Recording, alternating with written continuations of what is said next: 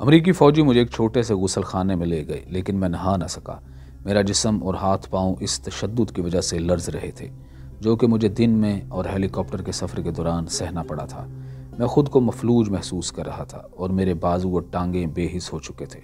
मुझे एक वर्दी दी गई और एक पिंजरे में ले जाया गया। ये छोटा सा पिंजरा था, शायद 6 फुट लंबा और 3 फुट चौड़ा, जिसमें एक नलका और टॉयलेट मौजूद थे। पहरेदारों ने मुझे सोने का हुक्म दिया और दरवाजे को ताला लगाया। पिंजरे में तन्हा बैठा मैं गुज़श्ता दिनों के बारे में सोचता रहा। ये सब कुछ एक मुहीब ख्वाब जैसा था। जब मैं सोने के लिए लेटा तो मुझे इल्म हुआ कि मैं तो ये महसूस करने से भी कासिर हूँ कि मैं सो रहा हूँ या जाग रहा हूँ। मैं अगली सुबह जागा तो मैंने देखा कि बाहर एक सिपाही पहरा दे रहा था। इर्द गिर्द 3 मज़ीद पिंजरे थे जिन पर रबड़ लिपटी हुई थी। अब मुझे इल्म हुआ कि मैं एक बहुत बड़े बहरी जहाज़ में था।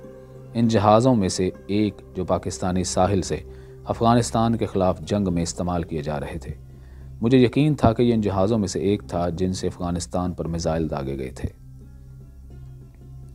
मैं गैर महसूस अंदाज में आंखों को हरकत देता रहा और खौफ की वजह से वाज़े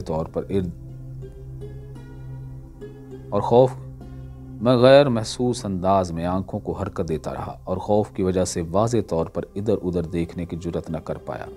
मेरी ज़ुबान खुश्क थी और मेरे तालू से चिपकी हुई थी। बाईं तरफ मैं कुछ कैदियों को देख सकता था जो कि एक ही पिंजरे में थे। एक सिपाही खाना लाया और एक मज़ीद कैदी को जहाज़ पर लाया गया। सब कैदियों ने खाना खाया, लेकिन उनको आपस में बात करने की इजाज़त नहीं थी, लेकिन वे एक दूसरे को देख सकते थे। मैंने देख ही लिया कि मुल्ला फ़ज़ल, नूरी, बुरहान, वसीक साहब और रूहानी इन कैदियों में शामिल थे। एक सिपाही मेरे कमरे में दाखिल हुआ और उसने मुझे हथकड़ी की मदद से सुलाखों से बांध दिया। उन्होंने मेरे कमरे की तलाशी ली और फिर पहली मरतबा मुझसे पूछगछ की गई। मेरे निशान अंगुश्त लिए गए, हर सिमत से मेरी तस्वीर उतारी गई। उन्होंने मुझे पिंजरे में वापस मुंतकिल करने से पहले मेरी मुख्तसर सवाने हयात लिखी। मैंने देखा कि मेरी गैर मौजूदगी में मुझे कुछ बुनियादी चीज़ें फ़राहम कर दी गई थीं। मुझे एक कंबल, एक प्लास्टिक की चादर, चावलों की एक प्लेट, एक उबला हुआ अंडा दिया गया। मैंने एक तवील मुद्दत तक कुछ नहीं खाया था और गार्ड को प्लेट खाली करके ही वापस की, जो कि मेरे पिंजरे के बाहर खड़ा था। अभी मैं आराम करने के लिए लेटा ही था कि मैंने एक और सिपाही को हथकड़ी समेत आते देखा। एक मरतबा फिर मुझे तफ्तीशी कमरे में ले जाया गया। इस मरतबा मुझसे शेख उसामा बिन लादेन और मुल्ला मोहम्मद उमर के बारे में पूछा गया। उन्होंने पूछा कि वो कहाँ हैं, उनकी मौजूदा हालत क्या है, और तालिबान के कुछ अहम कमांडरों के बारे में पूछा कि वो कहाँ छुपे हुए हैं, उनके साथ क्या माजरा पेश आया और उनके इरादे क्या हैं। 11 सितंबर का जिक्र सिर्फ एक मरतबा एक मुख्तसर से सवाल में ही किया गया। वो जानना चाहते थे कि मुझे इस हमले के बारे में कुछ पेश की मालूमात थीं या नहीं। मुझसे यही बातें पूछी गईं। मुझे यकीन है कि अमरीकियों को इल्म था कि मुझे इन चीज़ों के बारे में कुछ भी मालूम नहीं जो वो मुझसे पूछ रहे हैं। मुझे अमरीका पर हमलों के बारे में नहीं बताया गया था और ना ही मुझे पहले से कुछ सनगिन थी।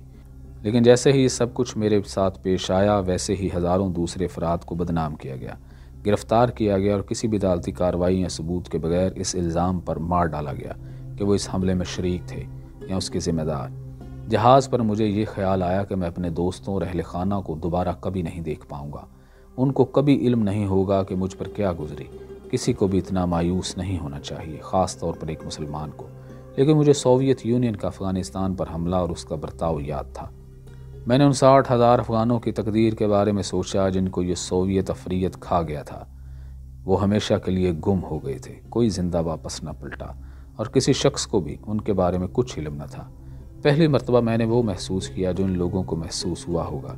मेरी ख्वाहिश थी कि मेरी रूह भी इनमें शामिल हो जाए और इस अज़ाब से मेरी जान छूट जाए। मैं उन खूनी जानवरों के जुल्म से बचना चाहता था, उन वहशी अमरीकी हमला आवरों के जुल्म से। जहाज़ में 5 या 6 दिन गुजारने के बाद मुझे एक सुरमई जामिया दिया गया। मेरे हाथों और पैरों में प्लास्टिक की बेड़ियां पहना दी गईं और एक सफ़ेद थैले को मेरे सर पर चढ़ा दिया गया। मुझे दूसरे कैदियों के साथ जहाज़ के अरशे पर लाया गया। हमें घुटनों के बल बैठकर इंतज़ार करने का हुक्म दिया गया। बेड़ियों की वजह से हाथों और पैरों में दौरान खून ख़त्म हो गया था।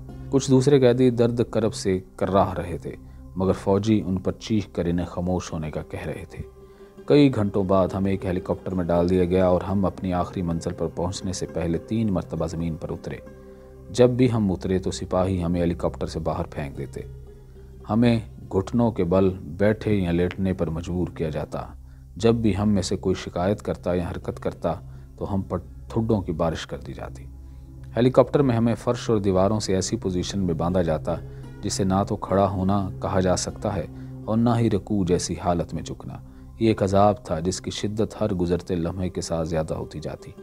जब आखिरी मंजिल पर हमें हेलीकॉप्टर से बाहर फेंका गया तो एक सिपाही ने कहा, ये बड़ा शिकार है। मैं इन्हें नहीं देख सकता था, मगर वो हर सिम्मत से मुझ पर टूट पड़े और मुझे मारने पीटने लगे।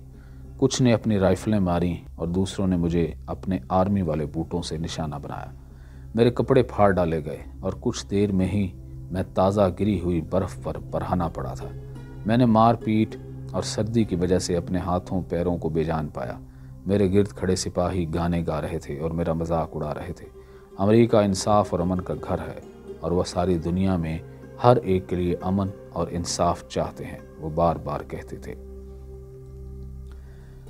ठंड इतनी ज़्यादा थी कि सांस लेना भी दुश्वार था। मेरा जिस्म बेकाबू होकर बेतहाशा कांप रहा था, लेकिन सिपाही मुझ पर चीखते रहे थे और हिलना जुलना बंद करने का हुक्म देते रहे। मैं एक तवील मुद्दत तक बर्फ़ पर पड़ा रहा और बिलाखिर मैं होशो हवास से बेगाना हो गया।